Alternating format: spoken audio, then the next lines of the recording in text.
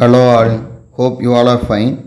Today we are going to see about Sonnet 65. Since brass nor stone nor earth nor boundless sea. It was written by William Shakespeare. First we will see the poem. Since brass nor stone nor earth nor boundless sea. So brass மெட்டலாக இருக்கட்டும், ஸ்டோனாக இருக்கட்டும், எர்த்தாக இருக்கட்டும், இல்லை boundless சீயாக இருக்கட்டும், எதுவுமே withstand ஆகாது அப்படின்னு சொல்கிறாரு. But mortality sways their power. இது எல்லாத்துக்குமே நிறைய பவர் இருந்தாலும் how with this rage shall beauty hold a plea. So இந்த மெட்டல்ஸ் இல்லை இந்த பவுண்ட்லெஸ் சி இது கூட எப்படி ஒரு பியூட்டி போராட முடியும்?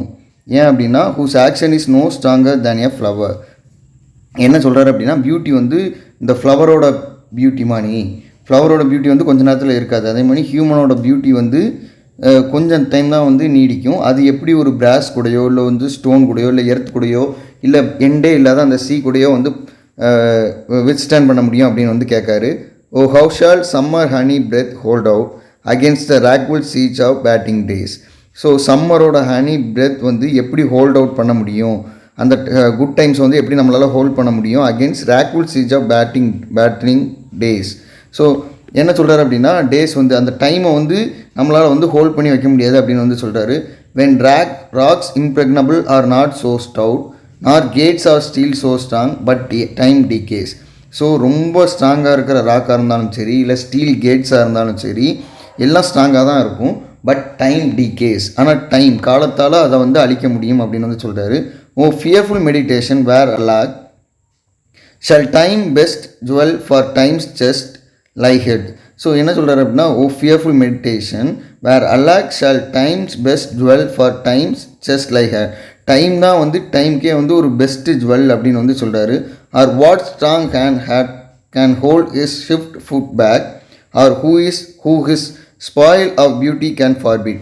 ஸோ என்ன சொல்கிறார் அப்படின்னா எந்த strong hand hold the swift foot back, அதாவது ஷிஃப்ட் ஃபுட்டை எப்படி பேக் பண்ண முடியும், எந்த ஸ்ட்ராங் ஹேண்ட் நிப்பாட்டி வைக்க முடியும், டைம் யாரால் நிறுத்தி வைக்க முடியும் அப்படிங்காரு. Or who his spoil of beauty can forbid, ஒரு பியூட்டி ஸ்பாயில் ஆகிறத எப்படி தடுக்க முடியும் அப்படின்னு சொல்கிறாரு. Oh none unless this miracle have might, எதுவுமே பியூட்டியை டிகே ஆகாமல் ஸ்டாப் பண்ணி வைக்க முடியாது. Unless this miracle may happen, இந்த மிராக்களை தாண்டி வேறு எதுவுமே செய்ய முடியாது அப்படின்னு சொல்கிறாரு. என்ன மிராக்கிள் சொல்கிறாருன்னா that in black ink my love may still shine bright. In black ink அப்படிங்கும்போது அவர் எழுதின அந்த வேர்ட்ஸை சொல்கிறாரு. அவரோட பொயட்ரியில் அந்த அழகு உயிரோட இருக்கும். எத்தனை ஆண்டுகள் அந்த சானட் உயிரோட இருக்கோ அது வரைக்கும் அந்த அழகு உயிரோட இருக்கும் அப்படின்னு சொல்கிறாரு. நம்ம சம்மரி பார்த்தோம் அப்படின்னா Sonnet 65 was written by the English Renaissance poet and playwright William Shakespeare and first published in 1609. இதை ஃபஸ்ட் பப்ளிஷ் பண்ணது 1609 தான். ஷேக்ஸ்பியர் தான் இதை எழுதியிருக்காரு.